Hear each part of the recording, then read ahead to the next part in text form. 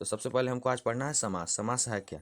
तो जब दो या दो से अधिक पद अपने कारक चिन्हों को छोड़कर आपस में मिल जाते हैं तो बने पद को समास कहते हैं। तो इसको हम आपको समझा देते हैं। दो या दो से अधिक पद, तो दो यानी चीणी है एक पद, और को यहाँ जोड़ देंगे, और चीणी को मार, तो चीणी को मार, तो इसको हम तोड़ के लिख देंगे डायरेक्टली चीणी मार, तो इसे ही हम समास कहेंगे। देखिए दो पद था और इसको यहाँ दो पद था, चीणी और प्लस मार, और यह कारक चिन्ह था, तो कारक चिन्ह को छोड़कर सिर्फ चीणी मार जुट गया, तो इसे ही हम समास कहेंगे। क्लियर है? तो आगे देखिए आप, चीणी को मार हो गया समास क्लियर। तो फिर अगला डिफिनेशन देखिए, बड़े शब्द को छोटा शब्द करके दिखाना ही समास कहलाता है। क्या कहलाता है? समास कहलाता है। यानी चीणी को मार पांच शब्द का था, तो चीणी मार चार ही हुआ लेटर, यानी क्लियर है? तो अब देखिए समास के प्रकार हम देखते हैं, जल्दी जल्दी देखते हैं। समास के 6 प्रकार होते हैं। समास के कितने प्रकार होते हैं? 6 प्रकार। अव्ययी भाव समास, द्वंद्व समास, बहुब्रीहि समास, तत्पुरुष समास, कर्मधारय समास, द्विगु समास। क्लियर है? तो हम पहला देखते हैं अव्ययी भाव समास। तो जिसके पहले इसको हम हाईलाइट कर देते हैं, अनु, अति, उप, प्रति, यथा, नीर, आ इत्यादि रहे, तो उसे अव्ययी भाव समास कहते हैं। क्लियर है? तो इतना आप याद रखिएगा। देखिए आगे कराते हैं क्वेश्चन हम, उसे अव्ययी भाव समास कहते हैं। देखिए उप छिपा है कि नहीं? उप छिपा है तो उप यहाँ है, आ छिपा है आ यहाँ है, यथा छिपा है यथा है। ठीक, क्लियर? उपनगरम कौन सा हो जाएगा? तो अव्ययी भाव समास। आ कृष्ण, तो कृष्ण के समीप कौन सा हो जाएगा? अव्ययी भाव समास। यथाशक्ति कौन हो जाएगा? अव्ययी भाव समास। अनुरामम कौन सा समास हो जाएगा? तो देखिए अनु छिपा है तो अव्ययी भाव समास हो जाएगा। क्लियर है? तो चलिए अब आगे देखते हैं। अव्ययी भाव समास सबको आ गया, प्रतिगृहम भी अव्ययी समास हो जाएगा। आगे देखिए तत्पुरुष समास। क्या आगे तत्पुरुष समास है? तत्पुरुष समास दूसरा, तो जिस समास में ने, में, को, से, पर, के, की का बोध हो तोड़ने पर, यानी तो जगदम्बा को हम तोड़ेंगे तो जगत की अम्बा या जगत की माता, तो की आया कि नहीं? की देखिए दिया हुआ है यहाँ, जगत की माता। राष्ट्रपति, तो राष्ट्र के पति, माने राष्ट्र के पति, तो राष्ट्र के स्वामी, यानी के आया। मास पूर्व, तो महीने से पहले, तो से भी है। क्लियर है? इतना तो आपको आता ही होगा। आगे देखिए, ज्ञानहीन, तो ज्ञान से हीन, तो से आया। चीणी मार, तो चीणी को मार, अभी हम आपको बताया चीणी को मार, तो यह भी हो जाएगा। क्लियर है? तत्पुरुष समास भी आपको हम फटा जल्दी से हमको खत्म करना है, तो फट जल्दी। तो यह भी समास खत्म। तो अगला देखते हैं बहुब्रीहि समास। कौन सा समास? बहुब्रीहि समास।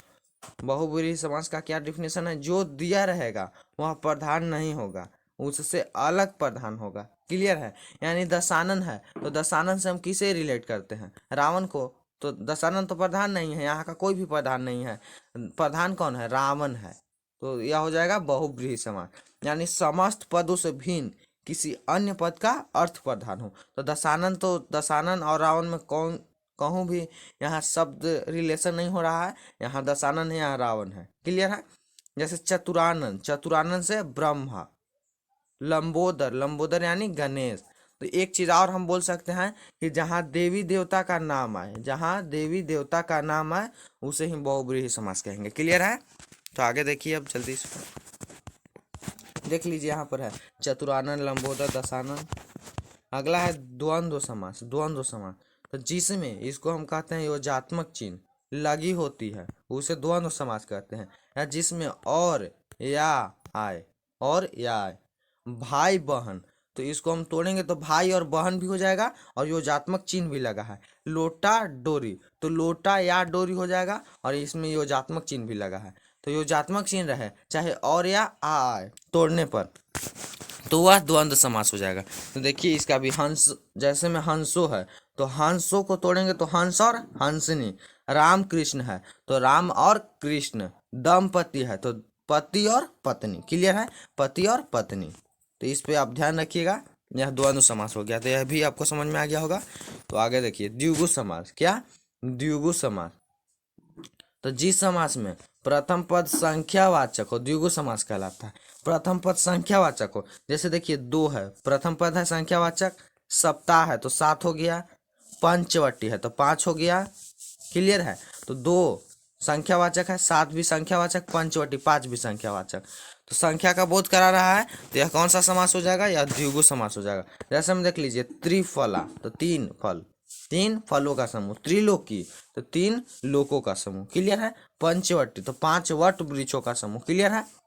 तो यहाँ भी संख्या आया तो यह द्विगु समास हो जाएगा। तो आगे देखिए अब कर्मधारय समास।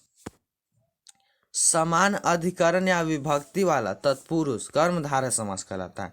जैसे महादेव है, महादेव यानी महान देव, प्रथमा विभक्ति दोनों में है।